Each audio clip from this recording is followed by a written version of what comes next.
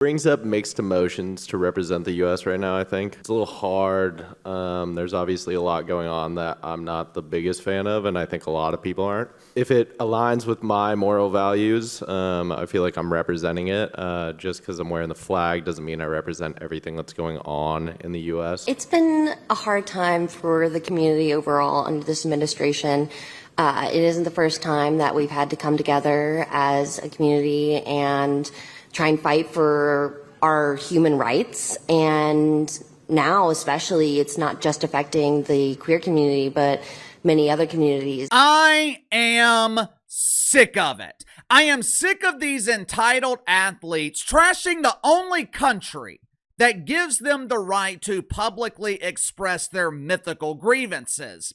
Whether it's the entitled players in the WNBA, the anti-American Bowl in the NFL, or these unknown Olympic athletes who can't generate publicity based on their talent, so they jump aboard the Bruise Caboose and they decide to satisfy their never-ending desire for attention by taking a verbal dump on their own country. I am sick of it.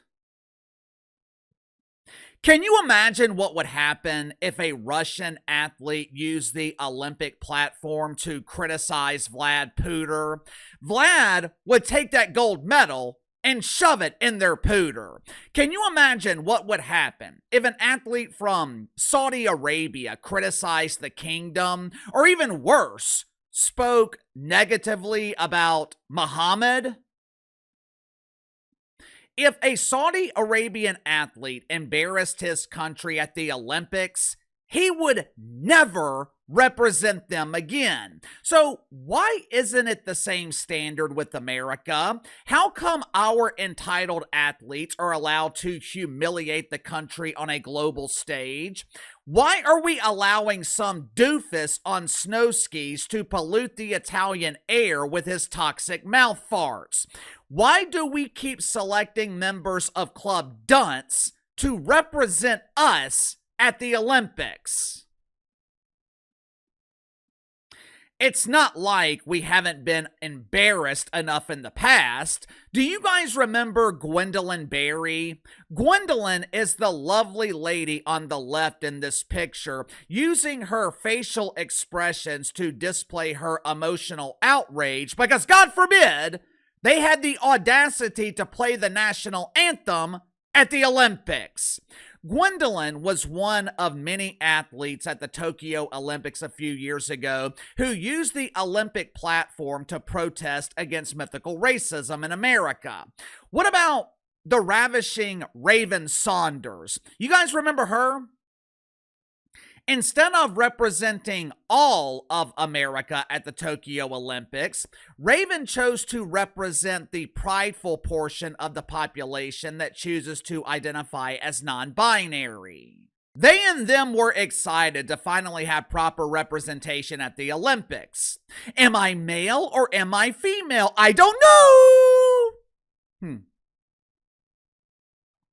I know you guys will remember this classic representative. Who could forget the representation and the inspiration of prepubescent boys, Meg Rapinoe?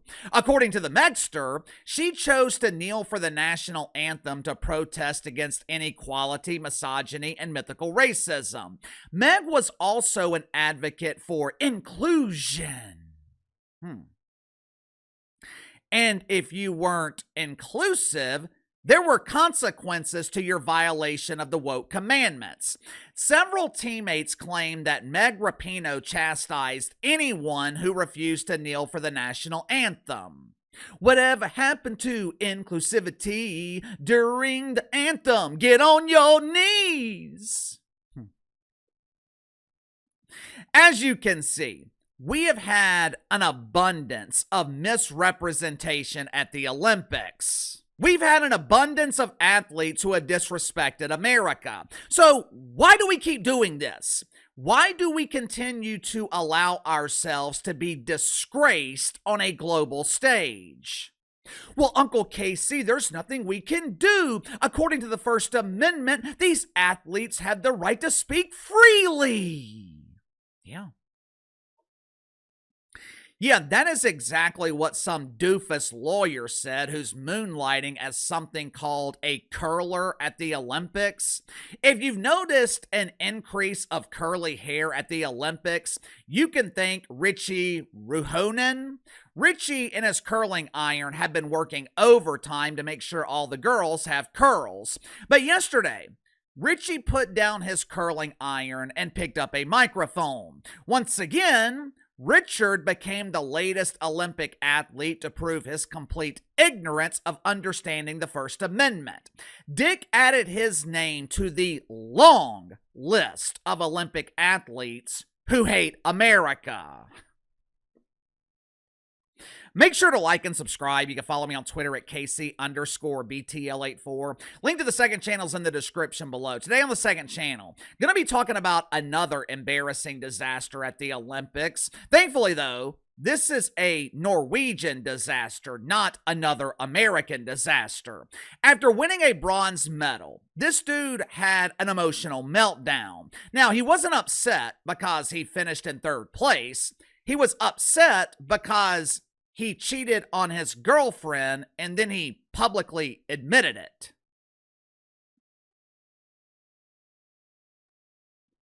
If you haven't already, click the link in the description below, subscribe to the second channel. Rich Ruohonen is a 54-year-old balding man from Minneapolis, Minnesota. Strike one. When he's not curling hair at the Olympics, Ricky is a partner in a law firm that represents personal injury cases. Translation, Richard is an ambulance chaser. I'm sure he has commercials that run late at night on LGBTV in Minneapolis. Strike two. Recently, Richie has taken a few weeks off from chasing ambulances and lurking outside the ICU at Woke Memorial Hospital to represent America at the Olympics.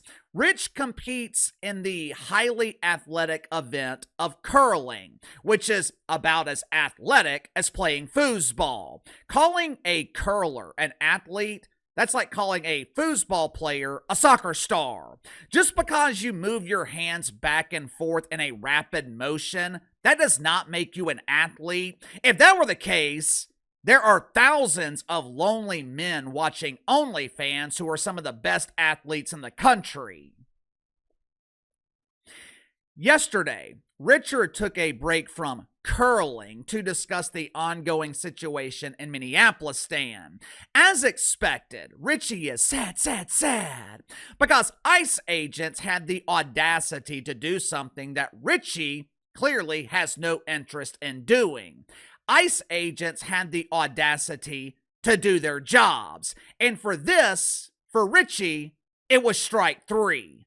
Watch for yourself. We'd be remiss if we didn't at least mention what's going on in Minnesota and what a tough time it's been. I am a lawyer, as you know, and we do we have a constitution, and it allows us to freedom of the press and freedom of speech, protects us from unreasonable searches and seizures, makes it that we have to have probable cause to be pulled over. What's happening in Minnesota is wrong. There's no shades of gray. I really love what's been happening there now with people coming out, showing the love, the compassion, integrity, and respect for others that they don't know and helping them out. And we love Minnesota for that. According to Rick, who, keep in mind, Rick is a lawyer. According to the lawyer, ICE enforcing the law in Minnesota is wrong.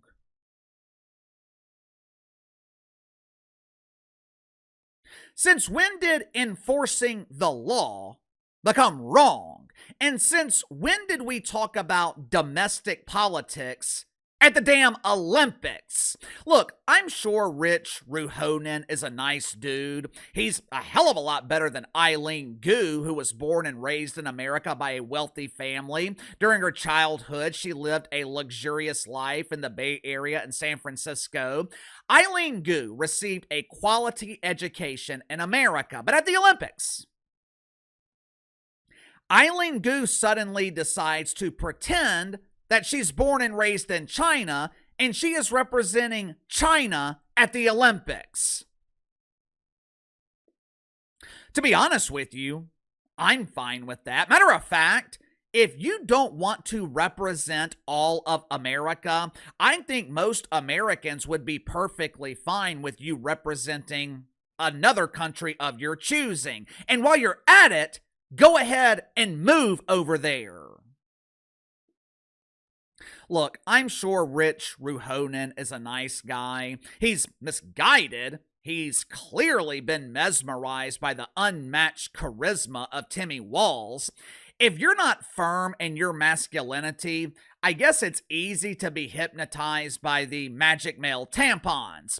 But if Richie has a problem with ICE, if Richie has a problem with America, this is not the time and place to express those grievances. If you want to express your disdain for ICE, build your own platform back home and exercise your freedom of speech. But the First Amendment does not give you the right to use the Olympic platform to humiliate the rest of us. This is pure speculation on my part, but I think there is a reason we continue to see this happening at the Olympics. And no, it's not because these woke athletes are coming together in unity. They weren't hypnotized by Bad Booger at the Super Bowl. They weren't trained overnight by deacons at Woke United Methodist to deliver passionate anti-American sermons. And they're damn sure not doing this out of love of their country. I choose love. Again, this is just me speculating, but I think Olympic athletes are doing this to bring attention to themselves. Think about it. This time last week, how many of you guys had heard of Hunter Hess, Amber Glenn? Before yesterday, how many of you had heard of Rich Ruohonen? My inside sources are telling me that Richie is so unknown, he struggles to get recognized at his own law firm.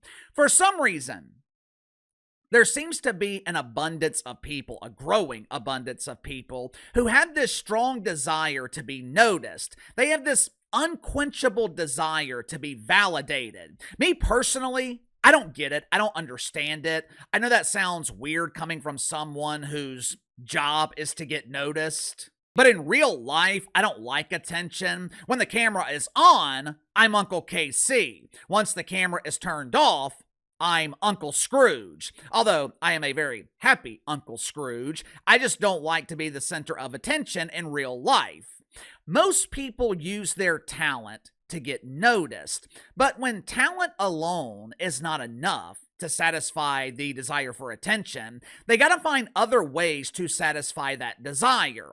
And they figured out one of the easiest ways to do this, one of the easiest ways to become an overnight celebrity, at least temporarily, is to trash America. Because they know it will generate headlines. No one is paying attention to curling. Rich Ruohonen could win a gold medal at the Olympics. No one cares. Hunter Hess could scale a King Kong-sized oak tree while skiing. No one cares. Amber Glenn can... Hell, I've already forgotten what Amber Glenn is doing at the Olympics besides trashing America, which is exactly my point. Outside of a handful of athletes, there are no Olympic stars. If you want to become a star, they've figured out the easiest way to achieve that goal is to trash America. Sound off in the comments below. I'll see you guys later.